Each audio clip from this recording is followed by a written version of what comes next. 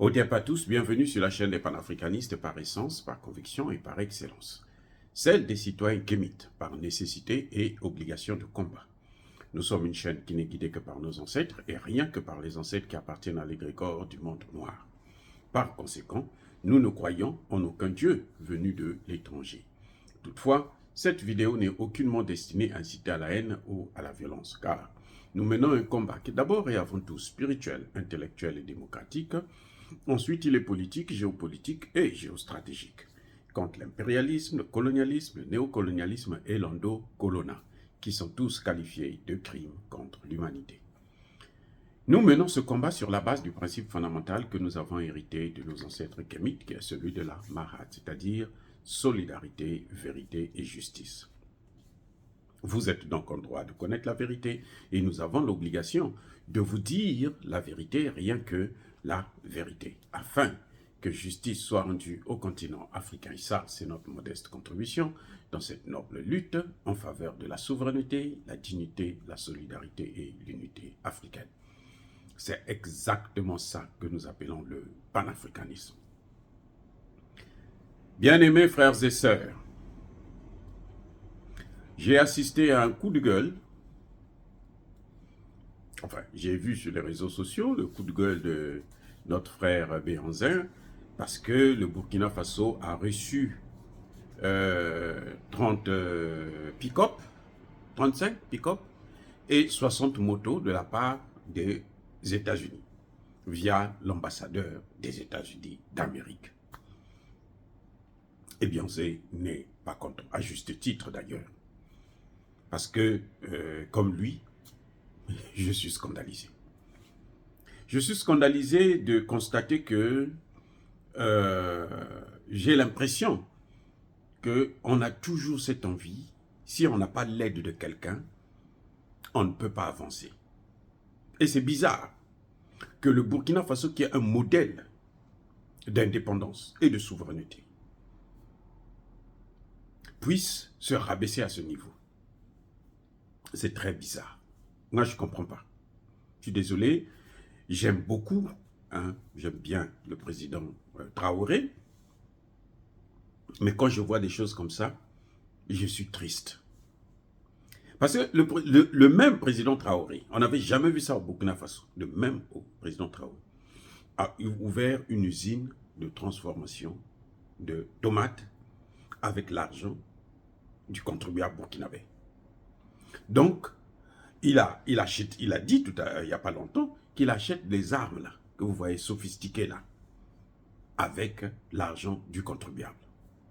Le Premier ministre est passé aussi sur les antennes de radio et de télévision burkinabé pour expliquer à qui voulait l'entendre qu'ils ont fait des économies de plus de 24 milliards.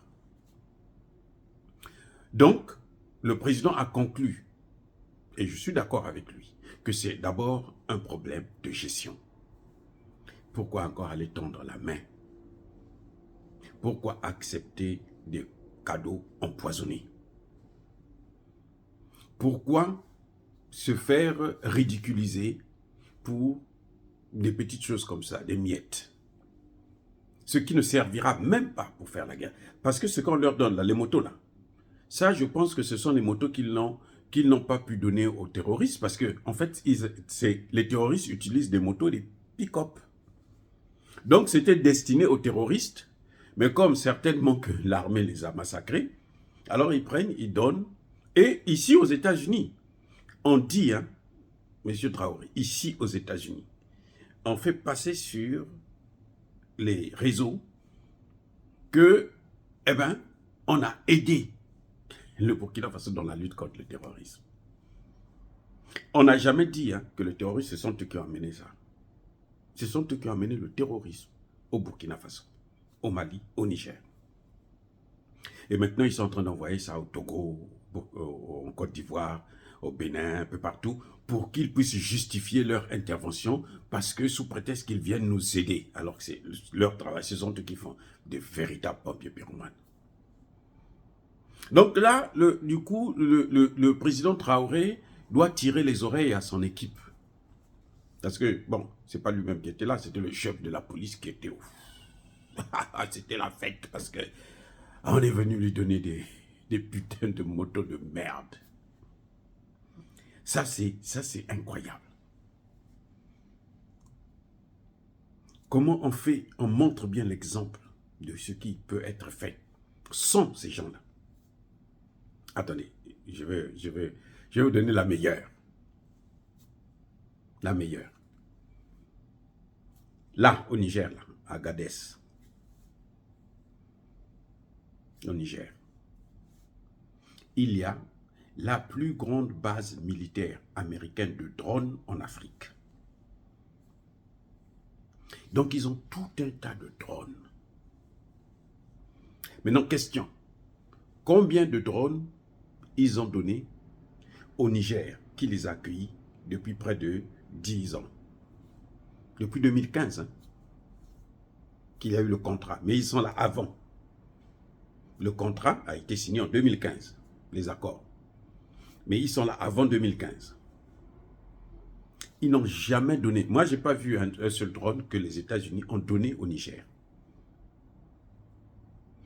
Que le président Traoré nous montre les drones que les États-Unis ont donnés au Burkina Faso. Pour dire que non, nous voulons vous aider dans la lutte contre le terrorisme. Est-ce que le Burkina Faso est en train de mener la guerre contre le terrorisme avec des motos et des pick-up? Non. La guerre contre le terrorisme, là, ce sont des obus, ce sont des drones, ce sont des hélicoptères, ce sont des avions de combat. Parce que c'est une guerre. Ce n'est pas un jeu vidéo. On n'est pas à Hollywood, hein. On est en guerre réelle. Donc, il y a quand même un problème. Un problème là. Le Burkina Faso doit arrêter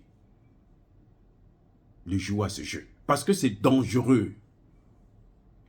Chaque fois que quelqu'un vous donne une aide, vous lui êtes redevable d'une manière ou d'une autre. Sur le plan spirituel surtout, vous êtes redevable.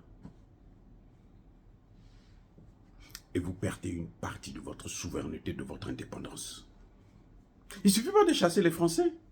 Vous chassez les Français, vous êtes les bons amis des Américains, mais vous avez toujours les Français avec vous. Parce que eux, là, quand ils sont venus pour coloniser l'Afrique, ils sont venus en masse. C'est-à-dire toute l'Europe.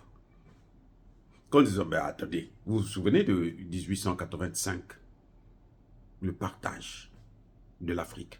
C'était toute l'Europe, ils étaient tous là.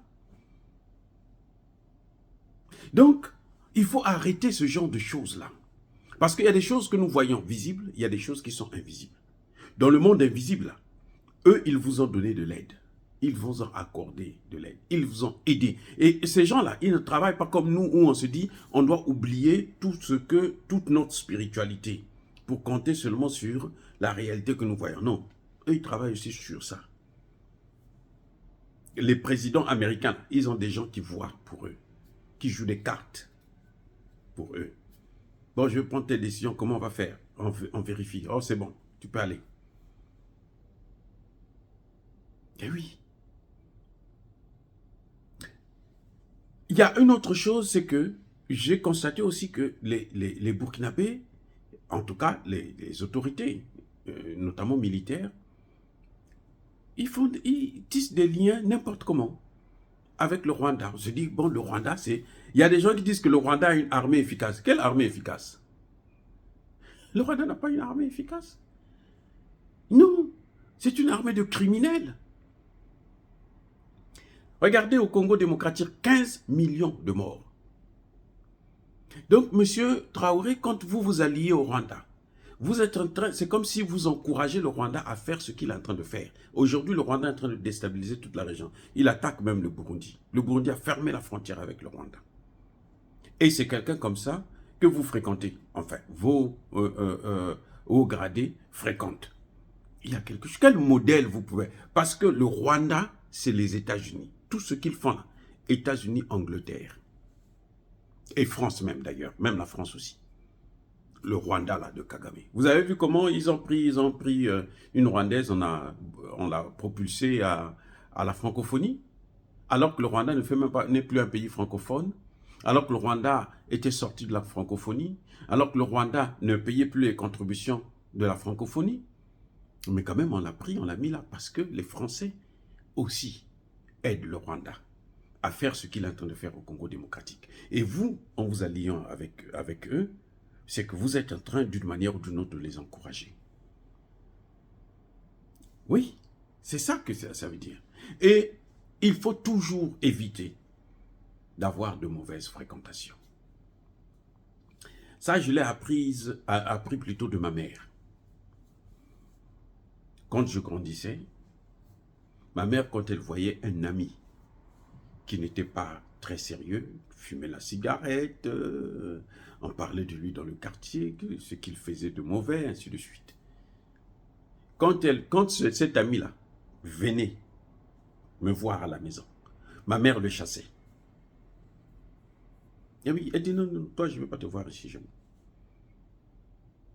Et je peux vous garantir les gars, ça fait une de ces hontes qu'un de vos amis vient vous voir à la maison.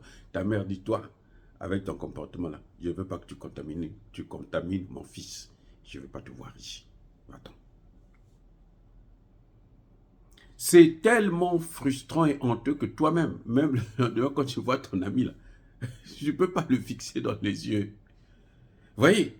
Mais elle le faisait pour mon bien.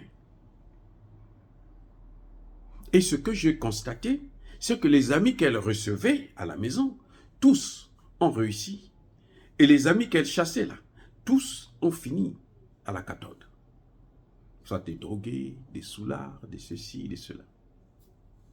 Eh oui. Ça veut dire quoi? Ça veut dire que il faut éviter d'avoir de mauvaises fréquentations.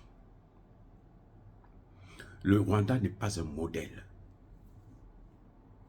ni de démocratie, ni de bonne gouvernance, ni d'intégrité, ni d'armée professionnelle. Non. Non, non, non. Non, c'est pas vrai. Si quelqu'un vous dit ça, c'est faux. En revanche, le Rwanda, c'est un modèle d'un système américain bien traité. Vous savez que le Rwanda est en train de prendre les déboutés d'asile de l'Angleterre pour les amener au Rwanda. Vous savez, ce sont lesquels? Ce n'est pas des déboutés d'asile. Ce sont des terroristes qui sont en train de rentrer en Afrique. Et s'ils rentrent en Afrique centrale, ils vont aussi venir en Afrique de l'Ouest. Dans le golfe de Guinée, là, ils viendront aussi là-bas. Le même Rwanda que vous aimez, que vous croyez que non, le Rwanda, ils ont une police de ceci, où on ne respecte pas les droits de l'homme, alors que le pays n'est pas en guerre, où on a oublié que c'est Kagame qui avait autorisé qu'on puisse bombarder l'avion d'Abiyarimana, et donc il est responsable de ce génocide de 1994. Il y a un problème. M. Traoré, quand même, soyons sérieux. Entre nous, parce que nous vous aimons, en tout cas, moi, je vous adore, je vous apprécie beaucoup. Mais ça, là, ce sont des choses que vous devrez éviter. Des mauvaises fréquentations. Vous ne pouvez pas dire, vous méfier des Américains ou des Français, et puis être les bons amis des Américains. Vous n'avez rien... Ça dit que... Mais le problème, ce n'est pas que on a une haine contre les Américains. Non, c'est pas ça. C'est que ces gens-là, ils vont toujours, au final, vous décevoir. Regardez l'Ukraine. Les Américains disent plus d'aide. C'est fini.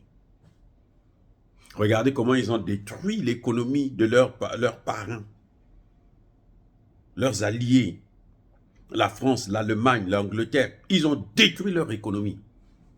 Alors qu'eux-mêmes, ils achètent le pétrole en Russie et à un prix élevé. C'est incroyable. Ils achètent le pétrole russe là, plus cher que l'Inde et la Chine. Et ils interdisent aux Européens d'acheter ce même pétrole ou ce gaz. Il y a un problème. Donc, évitez de vous mettre dans ce genre de situation. Maintenant, il y a un autre problème que je voudrais soulever, justement à propos de ces dons, de ces cadeaux-là. J'ai dit au début de ma vidéo que c'est des cadeaux empoisonnés. Pourquoi? Dans un pays d'Afrique que je ne veux pas citer le nom, lorsqu'on voyait quelqu'un qui était opposant, on se rapprochait de la personne, on discutait avec la personne et tout. Et puis après, vous êtes surpris, la prochaine fois, on vous fait cadeau d'une voiture. Dernier cri, 4x4. Comme il y a toujours la boue partout et tout, il n'y a pas de bonne route, on vous offre 4x4, vous êtes content. Oh là là, oh c'est bon, oh que c'est, il est gentil. Vous savez quoi? Dans ces voitures-là, c'était des voitures empoisonnées. Il y en a d'autres, ils mettaient le poison dans la clim. Et lorsque vous mettez la clim, il fait chaud, vous mettez la clim, et puis au fur et à mesure, vous êtes en train de inhaler un poison. Quelques semaines seulement, plus tard, vous tombez malade et c'est irrécupérable. N'oubliez jamais ça, monsieur Traoré. Vous avez affaire à des gens qui ne veulent pas voir l'AES. Vous êtes l'un des présidents de l'AES le plus attaqué actuellement. Ils savent que les pick-up là, vous n'allez pas aller faire la guerre avec. Ils le savent très, très, très bien. Ils peuvent les piéger. Parce qu'ils savent que, bon, si on ne peut pas atteindre les militaires, ben on va peut-être donner ça aux paysans, ou bien peut-être que le gouvernement va utiliser ça, les ministres, on va distribuer aux ministres et autres. Et puis voilà, vous allez massacrer vos hommes pour rien. Ou bien vous-même. Donc, moi, je trouve que la colère de Beyoncé est légitime. En tout cas, sur ce point, je trouve qu'elle est légitime. Parce que c'est comme si le président Traoré prend des choses à la légère. Il est en train de jouer avec le feu.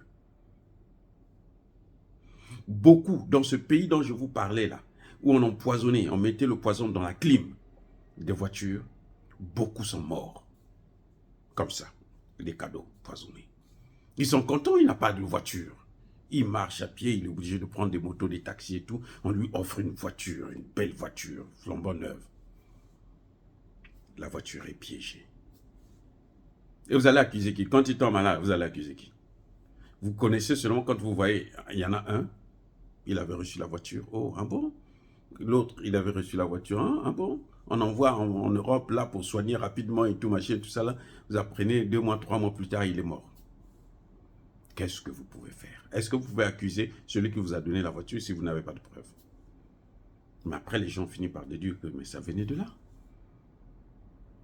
Même dans les micros, on empoisonne les micros. Actuellement même, le micro là.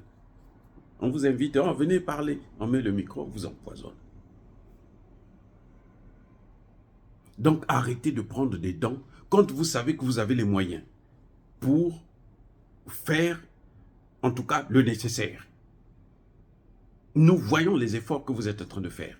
Mais ce n'est pas la peine de vous rabaisser sur des petits trucs comme ça. Et ils en font la publicité aux États-Unis comme si c'était quelque chose d'important. Alors que ça ne sert même pas pour faire la guerre. Vos militaires, vos VDP là, ils sont maintenant aguerris.